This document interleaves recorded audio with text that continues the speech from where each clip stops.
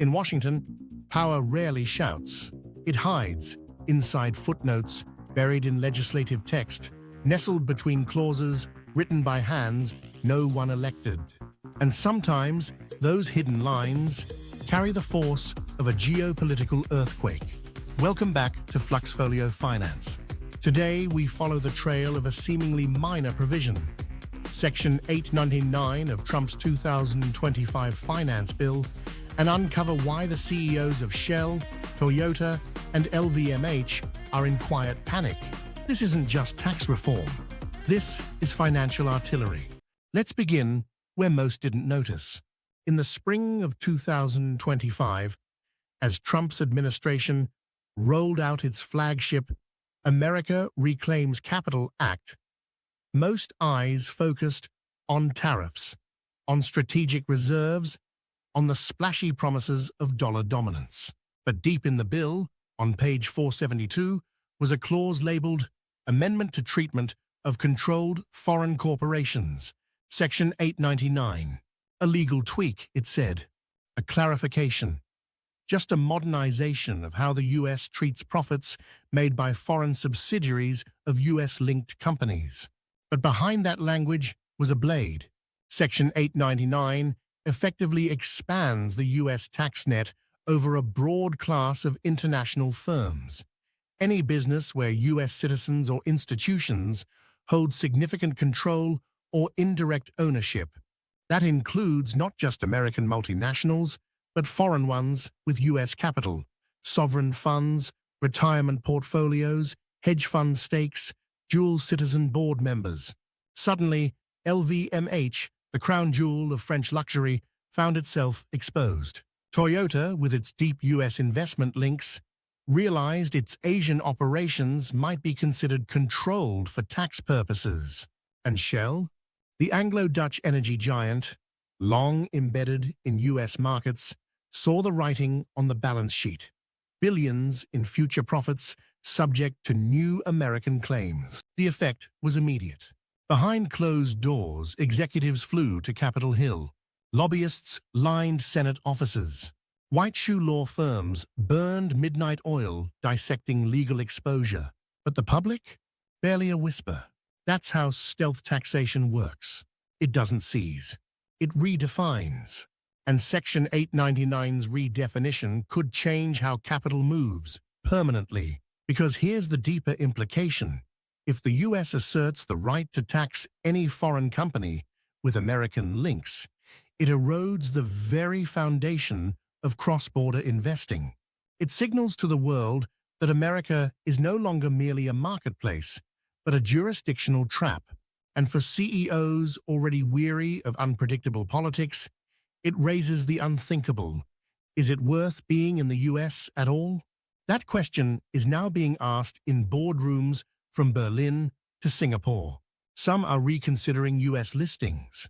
Others are exploring corporate restructurings to wall off American ownership.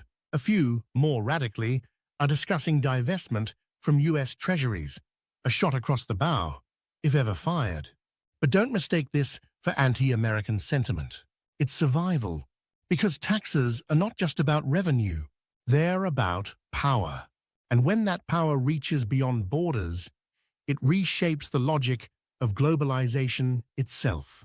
Next, we'll examine the geopolitical stakes, how Section 899 may accelerate de-dollarization, disrupt global supply chains, and force foreign sovereign wealth funds to reprice risk in America. We'll also unpack Trump's true strategy. Is this financial nationalism or a bluff meant to extract concessions? Because in 2025, fiscal weapons are no longer fired with a bang. They arrive as paperwork, and this time, the fine print is shaking the world. Is it financial nationalism or global gambit? When empires bend rules, others build exits. The backlash to Section 899 didn't arrive with headlines. It arrived in the markets. Within weeks of the bill's signing, foreign capital flows into the U.S. slowed. Not collapsed, but hesitated. A tremor in the Treasury auction books, a pause in equity inflows, a subtle, almost imperceptible tightening of enthusiasm. Because global investors understand risk. They price it. And in 2025, Section 899 introduced a new kind of risk, regulatory betrayal. From London, Paris, Tokyo, and Riyadh, the message began to crystallize, not just among CEOs and CFOs, but among sovereigns. If America can retroactively claim rights over your profits, what else can it claim? It wasn't just about Shell or Toyota or LVMH anymore. It was about precedent. Already, several European finance ministers have issued warnings. The EU Commission is reviewing retaliatory frameworks. Singaporean regulators raised the alarm over aggressive tax extraterritoriality. The Gulf states, Qatar, UAE, Saudi Arabia, began quietly revisiting terms in their US holding. And most telling of all, China. Long the strategic counterparty in America's global financial puzzle, Beijing sees Section 899 as a gift, a confirmation that the US is willing to weaponize its legal code to pursue capital. For China's Dedollarization campaign, this is gasoline on the fire. In the past month, BRICS Plus has accelerated internal settlement systems. Brazil and India launched new regional trade invoices denominated in local currencies. Russia and China expanded their rare earth swap lines, backed by commodity reserves, not dollars. But this isn't de-dollarization in ideology, it's de-dollarization in defense. Because if the dollar becomes a tool of taxation, not just transaction, its neutrality disappears. And when trust in the currency wanes, alternatives don't need to be perfect. They just need to be outside reach. Meanwhile, in America, the architects of Section 899 claim victory. Revenue projections are up.